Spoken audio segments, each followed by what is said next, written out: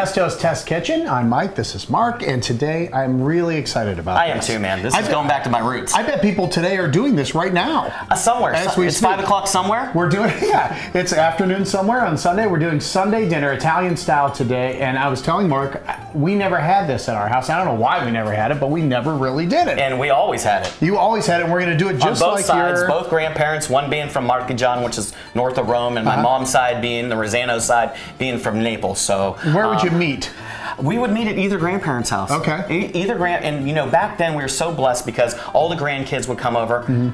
All my grandparents had cherry trees, they had pear trees, they had plum trees, apple trees, big huge gardens. So we rarely had to go to the grocery store at all in the summertime, and in the wintertime we canned to preserve vegetables for all year round.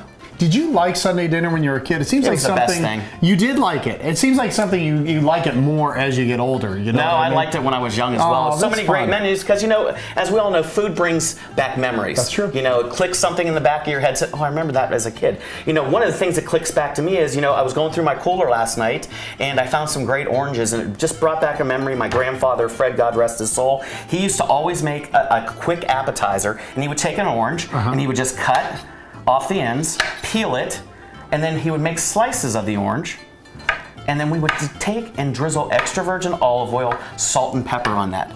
And if you can believe that, Mike, because I know that sometimes I have to coax you into food. No, I know. I'm excited about this one. Oh, you are? And you don't cook this. It's just right out of the fridge, right? Right out of the well, I like it room temperature because, again, a lot of things in Italian food you want room temperature because you bring out all the flavor profiles. Okay. So we're going to do this at room temperature, and you can slice as few as you want, as many as you want. Depends on how many grandkids, because the grandkids really got into it. So we take this great Carapelli, is one of my favorite olive oils.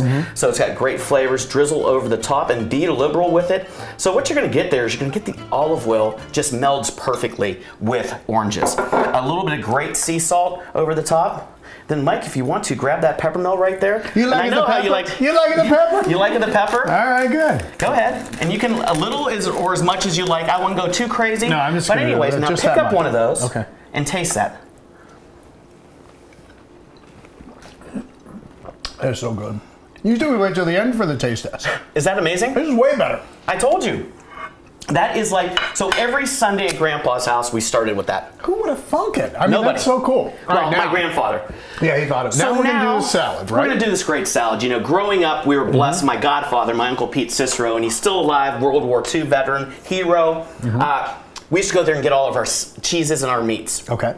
So my dad's office was right down the road, so when he came home, every day we would have salami, we would have mortadella, we would have Asiago, we would have provolone, hot peppers, all kinds of stuff. So at the end of the week, there was these little niblets left of everything. So my dad would go into the refrigerator, ice box, and he would make this salad. So he would take whatever, and again, this is a leftover salad. Right. So he would take whatever leftover greens we had, everything like that, and we're going to make a great red wine vinaigrette. We have a couple different kinds of greens in here, right? Got to have endive in there. That was like a staple. Endive, escarole, and sometimes in the spring, dandelions. Ah, so yeah. Exactly. Very good. So some great red wine vinegar. Use a strong, like 5% acidity. Okay. Again, you have to have the most amazing olive oil. You really do. And Mike, if you could hand me that honey and that mustard over there. Yeah. It's in the so front. what we do, typically vinaigrettes are 2/3 of olive oil and 1/3 of, well, 2/3 oil and 1/3 vinegar. Okay. I like a heavy amount of acidity in my dressings because it brightens the palates. Right.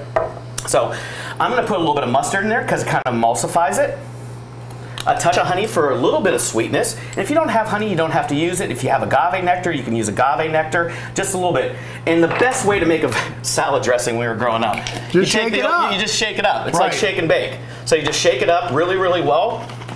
Now we have our salad. You go with the salad. Okay. How about that? I'll go with the salad. Okay. So again, every Sunday, we would have all these cheeses and these meats. Yeah. So we kind of call it. Name them off as we go. That is a little Parmigiano Reggiano. Okay. This is a little bit of Asiago. We got some Beamster here. Now we have some provolone. We're going to have some salumis here. We have Genoa, Suppressa, Finocchia, Capicola, and then whatever you had in your garden. So we have some great tomatoes. Leftover bread we turned into croutons every week. And then some cucumbers. If you like red olives, if you like olives, put olives in your salad. We also like the hot peppers in our salad. So like you can see, that's why we call it a garbage salad. So Mike, I'm going to put a little bit more hot peppers in here because I like a little bit of hot peppers in there. Gives a great balance. Go ahead, Mike. Now pour that over the top. Just the whole thing? Yeah, about half of it. Okay. A little bit more salt. You want to watch your salt because you have a lot of salt from all those meats and cheeses. Look at that. Is that good? How does that smell? It smells amazing. Now you can. It smells like I'm in an Italian store right now. It does. It smells like Cicero's. And you just toss that together. And look at how beautiful that looks with all those cheeses, those meats, and you can get that on camera. Just beautiful. And you know, now that I'm older and we have all these other ingredients coming in, I like this little product called Samba. Oh, tell them about this. Yeah, and it's not coming off. Oh, you got it. You got it. There we go. There we go. It's off. I never heard And this of is like grape must. This is from the bottom of the barrel. I'll hold it real steady so we can get a shot. And you just drizzle a little bit of this over the top. And that just breaks it up to a whole nother level. All right, so what is it? Explain what that stuff is. It's like balsamic on steroids. It's got a little bit, it's more subtle. It's from the wine cask? Yes. When people make wine? Yes. It's the leftover product. They boil it with vinegar and sugar, and this is what's made. A little bit of fresh ground pepper on that. Yeah. I don't know about you, Mike, but when I was growing up, you just put your hand right in there, don't you? Just put our hand in there. Take a bite of that. Mom didn't. How do you make croutons, by the way? Is it hard to do? Bread, Just a little bit of olive oil it or not? In the oven. Yeah? Exactly. Cut it into squares, cubes, whatever you want to. Rough cut it. Olive oil, salt, pepper, a little bit of cheese. Throw it in the oven. 15 minutes. Croutons.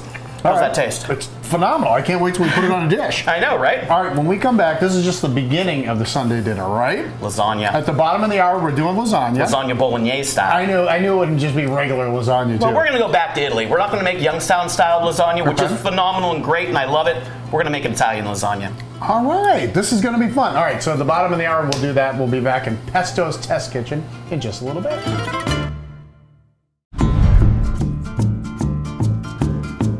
In Pesto's test kitchen, if you remember, we did the beforehand stuff. We did a little appetizer. We did the oranges and olive oil. We did the garbage salad. We did the garbage salad. Now we're making the sauce. We're making Bolognese sauce. Let's make the sauce. This is my death row sauce. The last thing I want to have. Exact. Every chef has a dish. This is my death row wish. Are you going away? I'm not going anywhere. Okay. I'm not going anywhere. So we have a nice big wide body pan. So we have evaporation. We have a nice thick wall on the pan so we don't scorch anything. Okay. So we're going to lay down a little bit of extra virgin olive oil because the extra virgin olive oil is going to flavor it. It's also going to temper the butter so the butter doesn't smoke as much. Okay, we're going to put in some sweet unsalted butter. And Mike, if you could grab the carrots and the onions over there. Nice hot pan. Put them in now? Yep, about half of that. I'm going to put in some slivered garlic. I like using slivered garlic because it's a little bit more subtle than just finely minced garlic.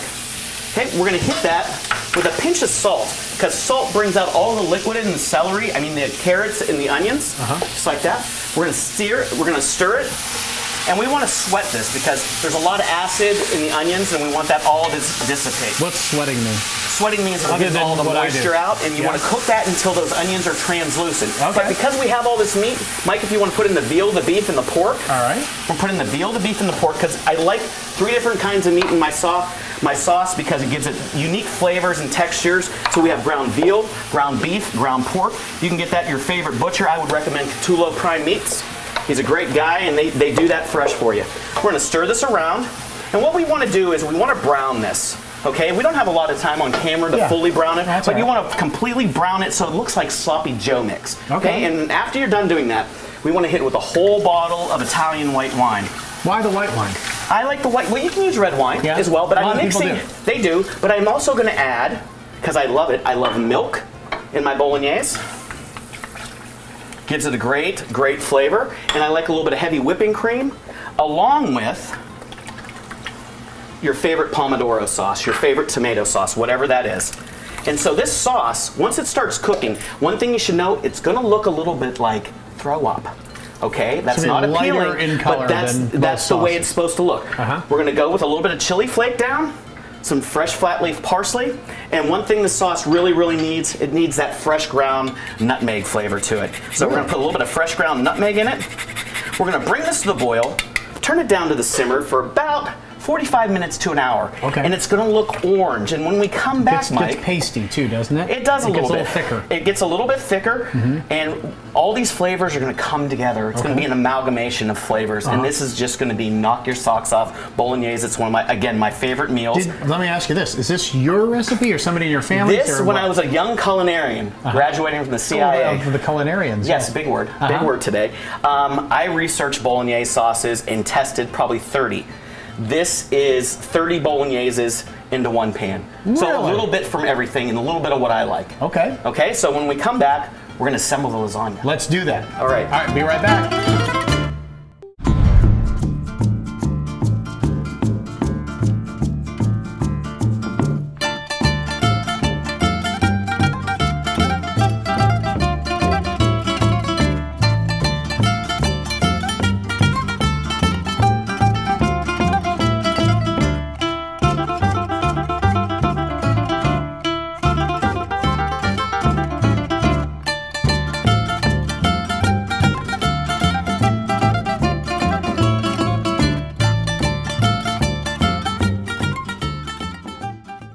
Back here in Pesto's Test Kitchen, and you know how we're supposed to wait for the reveal to eat things? I know. I'm having a real trouble. It was too many movements getting it out of the stove to there. I'm eating things. Well, you want to eat things. When I know. your back is turned, I'm eating things. Anyway, so anyhow, we're gonna do lasagna. We're gonna make lasagna bolognese. But I've never seen it like this. So. Well, this is different. This is from Bologna in Italy, and this is classically the way they do the lasagna there. So we're gonna take this beautiful bolognese, and you can see how it came together. You know how I mentioned it looked like something unpleasant. Yes. Well, now it's all together, and we're gonna put a nice coating of that on the bottom. And you can do fresh lasagna sheets if you make them yourself. You can go to your favorite retailer and get it dried. Sometimes they have frozen. We've par cooked these a little bit, and we're just gonna lay these down because it's gonna be multi-layered lasagna. So lay these down. It's just gonna be a layer of this, the noodles. Then we're gonna go with the bolognese sauce like this. And Mike, you're gonna come into play here in just a second. Well, I'm interested in this because I don't know that This I've is the seen bechamel. This is this is one of the mother sauces we had talked about in previous episodes. This is a combination of roux, milk, salt, white pepper, nutmeg, and it's thickened and cooked together, and then it creates this amazingly clean, beautiful, luxurious sauce, which works perfectly with lasagna bolognese. So I need you to put that down now. See how that Just like works? that? This is instead of ricotta. I was going to ask you, Yeah, do you use ricotta ever in your lasagna? When I make Youngstown lasagna. Okay. So Or now I stuffed need that shells great or any of that Parmesan stuff? Reggiano. Oh, we're doing this on every one, huh? Every Okay. layer. So as much as you want or as little as you want. That's right. the great thing about making food. You know, it's all to your taste. Perfect. And we're just going to go with another layer of the lasagna noodles. And we're going to keep building this. This is a shallow pan, so we're probably going to get 4 or 5 layers. Okay. As you can see, we're just going to put them down. We're going to make one more layer, and then we're going to do the reveal over there. All right. And look at that sauce. It's got carrots, it's got onions, it's got veal, beef, pork, tomatoes, wine, this luxurious bechamel, an Italian is bechamel. And just put that down, just like that. And that's instead of our ricotta. And when that cooks all together, it's gonna be beautiful, Mike. So put some more of that down. All right. And now we're gonna go over here and do the cutting. Switch me sides. I'm going to switch you finish sides. this up. So we're going to come over here. I'll meet you in a and minute. this is the way, I'm not going to touch this, just came out of the oven. Look at how amazing that looks. We're going to garnish that on top with a little bit of fresh parsley, and then we're going to cut it. Right down the noodle You line, want to right? take this and bake this about 350 degrees. If you have a convection oven, fan on for about 45 minutes to an hour, depending on your oven. Right. Now, always check once in a while to see that your oven is calibrated to make sure. Okay. And you always want to let this set up for about at least 20 minutes when it comes out of the oven. Just fall apart, It's going to fall apart. So Mike, then we're just going to go around the outside. We're going to pull out this lasagna. Oh, it never comes out like that for me. Look at that. Now Mike, I'm going to tell you right now, that's going to be a little bit hot. Yeah. Now you can put a little bit of this over the top. Of course we can. And look at that. Just like that. Hit it with a little bit of fresh ground pepper. And Mike, this is your first time trying lasagna bolognese. I know. I'm excited about it. Get in there. Get yourself one too. So when I bite my tongue, you can talk. How about that? Okay. And this goes great with a great bottle of wine. Whether you're having a great bottle of wine or Sunday with the kids, a great fresh lemonade. Oh, it's so good. It's a little bit different. Creamy, yeah. It's creamy. It's a lot different than traditional Youngstown lasagna. Oh my gosh. Sunday dinner at the Canzonetta Sunday house. dinner, man. You It's one of my beat it. favorite things. Favorite thing with my kids growing up. Favorite thing when I was, you know, a young child watching my grandmother teach me how to make raviolis, teach me how to make pasta, teach me how to make sauce. This brings back a memory. Great job. Thank you.